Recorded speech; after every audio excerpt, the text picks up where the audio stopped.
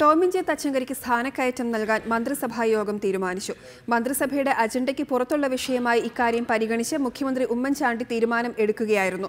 ആഭ്യന്തരമന്ത്രി രമേശ് ചെന്നിത്തലയുടെ അസാന്നിധ്യത്തിൽ ചേർന്ന മന്ത്രിസഭാ യോഗത്തിലായിരുന്നു തീരുമാനം. വരവിൽ കവിഞ്ഞ സ്വത്ത് സമ്പാദന കേസിൽ തച്ചങ്കരിയെ വിചാരണ ചെയ്യാൻ കേന്ദ്ര സർക്കാർ നേരത്തെ അനുമതി നൽകിയിരുന്നു. സ്ഥാനക്കയറ്റം നൽകാൻ സംസ്ഥാന സർക്കാരിന് നിർദ്ദേശം നൽകണമെന്നാവശ്യപ്പെട്ട് IG ടോമിൻ ജെ തച്ചങ്കരി കേന്ദ്ര അഡ്മിനിസ്ട്രേറ്റീവ് ട്രിബ്യൂണലിനെ നേരത്തെ സമീപിച്ചിരുന്നു. സർക്കാരിന് ഇക്കാര്യത്തിൽ ഉചിതമായ തീരുമാനമെടുക്കാമെന്നായിരുന്നു ട്രിബ്യൂണലിന്റെ വിധി.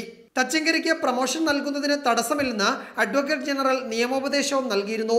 എന്നാൽ വരവിൽ കവിഞ്ഞ് സ്വത്ത് സമ്പാദിച്ച കേസിൽ ടോമിൻ ജെ തച്ചങ്കരിയെ വിചാരണ ചെയ്യാൻ കേന്ദ്ര സർക്കാർ അനുമതി നൽകിയിരുന്നു. വിചാരണ നടപടികൾ തൃശൂർ വിജിലൻസ് കോടതിയിൽ പുരോഗമിക്കുകയാണ്. ADGP ടോമിൻ ജെ തച്ചങ്കരിക്ക് സ്ഥാനക്കയറ്റം ലഭിക്കുന്നത്. കേന്ദ്ര സർക്കാരിന്റെ അഭിപ്രായം കൂടി ഇക്കാര്യത്തിൽ തേടാമെന്നായിരുന്നു ആഭ്യന്തര വകുപ്പിന്റെ നിർദ്ദേശം.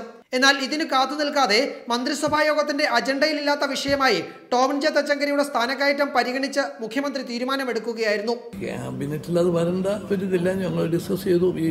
നിങ്ങൾ ഉദ്ദേശിക്കുന്ന ടോമിൻ തച്ചങ്കരിയുടെ ആണെങ്കിൽ അദ്ദേഹത്തിന് പ്രൊമോഷൻ കൊടുത്തിട്ടുണ്ട്. നേരത്തെ തച്ചങ്കരിയുടെ സ്ഥാനക്കയറ്റം സംബന്ധിച്ച ഫയൽ ആഭ്യന്തരമന്ത്രിയുടെ പക്കലെത്തിയിരുന്നു.